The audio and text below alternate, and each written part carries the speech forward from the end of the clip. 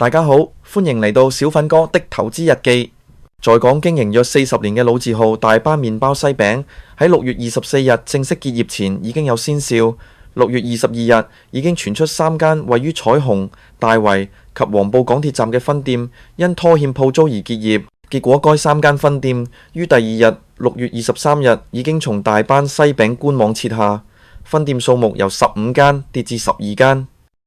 而當日即結業前一晚，有店長同公司管理層喺收鋪之後，要求分店員工將現金運返總公司新蒲崗寫字樓。同時間已經有結業傳言，加上5月時已經拖欠強積金供款同欠糧，員工一早已聞到味。另一按照以往經驗，每年6月中應該開始賣冰皮月餅，以及工場會招聘人手製作冰皮月餅同包裝，但今年遲遲未有消息，已感到公司情況唔樂觀，只差喺咩時候會爆煲。結果6月24日，多間分店閘門貼出告示，指近期受到好多難以預計且不可抗拒嘅衝擊，宣布即日起正式停止營業。大班位於新蒲崗嘅辦公室門外亦都貼出相同嘅停業告示，亦都未見職員出入。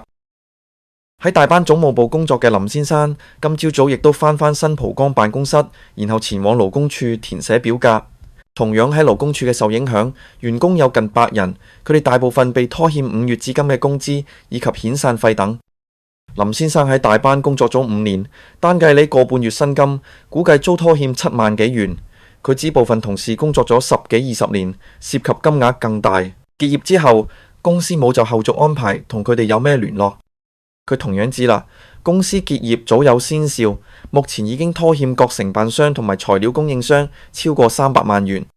佢透露，公司管理層結業前一晚開緊急會議，突然要求將所有分店內嘅現金運返去新蒲崗辦公室，至結業當日凌晨1時向員工發出公司結業通知。佢質疑公司營業收益嘅去向不明，又批評公司負責人廖志強不負責任。事件猶如海皇粥店翻版，突然宣告全線結業，員工血汗錢被走數，跟住啲老闆就走咗佬，要員工自己去勞工處追欠薪，完全係一個道德問題。佢又話呢，好多伙計係做咗20-30年，同公司成長咁不公義嘅事唔應該發生。勞福局局長孫玉菡指，根據現時資料，員工被拖欠5月同6月薪金，亦都有遣散費、假期補償等。初步計算，若果以200名員工計算，按照佢哋嘅表述，涉款達1000萬元。僱主方面，勞工處亦都已經接觸大班嘅負責人知，話俾負責人喺僱傭條例下，僱主要負起嘅責任，如果真係無力去支付員工應得嘅費用，僱主簽咗無力償還書，將可以加快整個破欠嘅程序。除咗員工嘅薪金、強積金等欠款之外，今年2月至5月，大班因為分店及廠房欠租，幾個月嚟遭多個業主入稟追租，總金額約300萬元。調查又發現，2024年11月，廖氏家族未還清一案嘅情況下，將一間豪宅單位分別抵押予向2間財務公司進行2案同埋3案借貸，涉事嘅單位現時市值估計超過4780萬元。翻查資料，2案同埋3案最多分別可以借貸900萬元同埋300萬元。喺2025年之前，大班不曾有被入稟追租嘅記錄。有近期曾經接觸現任老闆廖志強人士透露，佢喺近月曾經試圖挽救公司，記者今年中秋月餅生意翻身，但海皇粥店同埋餐飲品牌景樂集團近2個月相繼結業，而業界向來先供貨後收數，食材供應商因為收唔到貨款而損失慘重。加埋大班近月被傳財困，供應商要求大班需以現金支付一半金額先至供貨，同時銀行亦都收緊對大班信貸，令到財政緊絀嘅大班冇錢買到食材。消息人士表示，廖志強曾經尋求白武士收購大班，佢曾經向上市公司同業界龍頭企業敲門，唯未能成事，只好結業。大班麵包西餅喺1984年開業，由已故創辦人郭鴻鈞同朋友合資創立。當年企業高層同企業家均稱為大班，店鋪因而得名。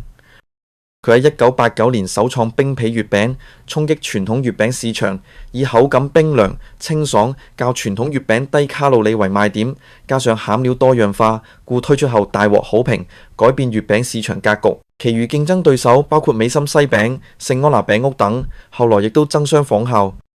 大班喺佢嘅官網上面引述調查研究指，目前已經有超過一半香港人有進食冰皮月餅嘅習慣，大班冰皮月餅更係銷量冠軍。而過往多年中秋節前，大班都會包下唔少港鐵站嘅扶手電梯廣告，以1:1廣告牌嘅方式組成大班冰皮月餅嘅字句，尤為矚目。推出冰皮月餅之後，大班業務發展迅速，由引入特許經營，甚至進駐港鐵站。全盛時期，未計每逢中秋前開設嘅臨時店，有多過30間分店。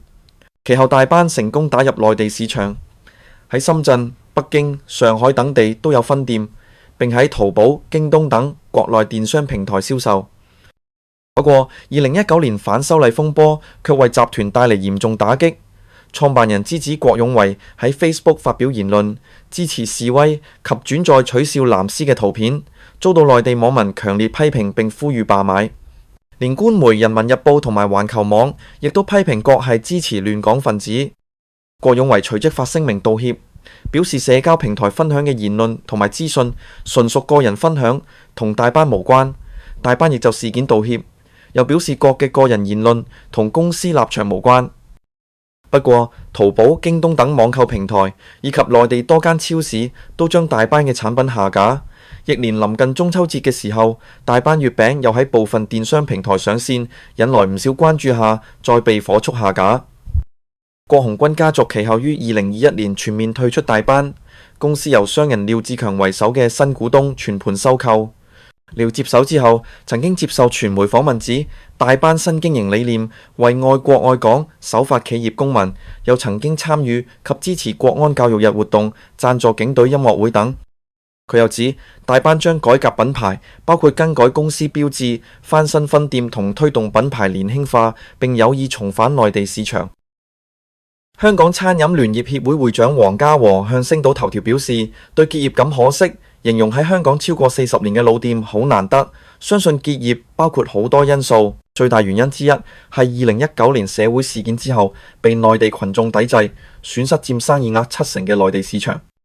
加上大班嘅生意盈利來源單一集中，相信冰皮月餅佔盈利80%以上，故失去內地市場對大班打擊嚴重。特首李家超喺多個場合呼籲零售及飲食業界要轉型，不過黃家和坦言講就容易，感嘆稱唔係大家唔想轉型，但轉型都要投入資金，又無奈指中小型餐廳邊有資源。佢舉例指，本港約90%嘅餐飲業都係中小型嘅餐館，唔少更加係由上年紀人士經營10幾20年，唔少新一代唔願意接手家族飲食生意，導致到小店經營越嚟越難，故最終被市場淘汰。咁大家認為本地飲食業應該點樣轉型，先至可以吸引返本地人甚至遊客消費？歡迎喺下邊留言講講。我哋下條片再見，拜拜。